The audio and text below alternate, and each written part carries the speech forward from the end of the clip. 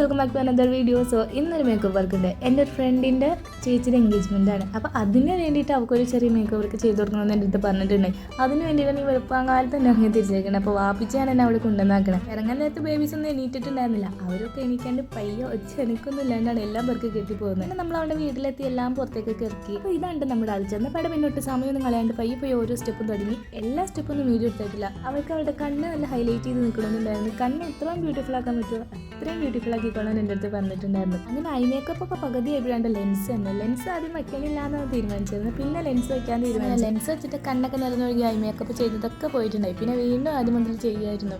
ചെറിയ രീതിയിലൊരു smoky I makeup ലുക്കായിരുന്നു നമുക്ക് വേണ്ടത്. അവൾ നല്ല സാറ്റിസ്ഫൈഡ് ആയിട്ടുണ്ടായി. അതുകൊണ്ട് തന്നെ ഞാനും ഭയങ്കര ഹാപ്പിയായിരുന്നു. അപ്പോൾ ഇതാണ് നമ്മുടെ ഫൈനൽ ലുക്ക്. ഇത് ഇഷ്ടപ്പെട്ടവർ വീഡിയോയുടെ അടിയിൽ നിങ്ങളുടെ അഭിപ്രായം എന്ന് വെച്ചൊന്ന് കമൻറ്റ് ഇടാം. പിന്നെ ഹെയർ അവൾ കിട്ടി വയ്ക്കുന്നില്ല എന്ന് പറഞ്ഞിരുന്നു. അപ്പോൾ ജസ്റ്റ് ഒന്ന് സ്ട്രെയിറ്റ് ചെയ്തിട്ട് തുമ്പ് കേൾ ചെയ്ത് കൊടുത്താൽ മതിയായിരുന്നു.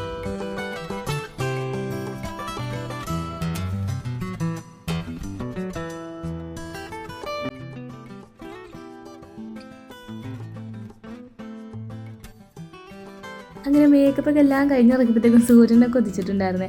5 മണിക്ക് കയറിയിട്ട് 8 മണിയൊക്കെ ആയപ്പോഴത്തേക്കാണ് മേക്കപ്പൊക്കെ ചെയ്ത് കഴിഞ്ഞ്. അങ്ങനെ ഞാൻ അവിടുന്ന് പയ്യെ ഇറങ്ങി. പിന്നെ കുറച്ച് കഴിയുമ്പോഴത്തേക്കും വാപ്പിച്ചെന്നെ വിളിക്കാൻ വന്നിട്ടുണ്ടായിരുന്നു. അപ്പോൾ ഇന്നത്തെ വീഡിയോയിലെ വിശേഷങ്ങളൊക്കെ ഇത്രേ ഉള്ളൂ. വീഡിയോ കണ്ട് ഇഷ്ടപ്പെട്ടവർ എല്ലാവരും ലൈക്ക് ചെയ്യുക. മേക്കപ്പിലൊക്കെ കണ്ട് ഇഷ്ടപ്പെട്ടവർ എല്ലാവരും കമൻറ്റ് ഇടാനും മറക്കണ്ട കേട്ടോ.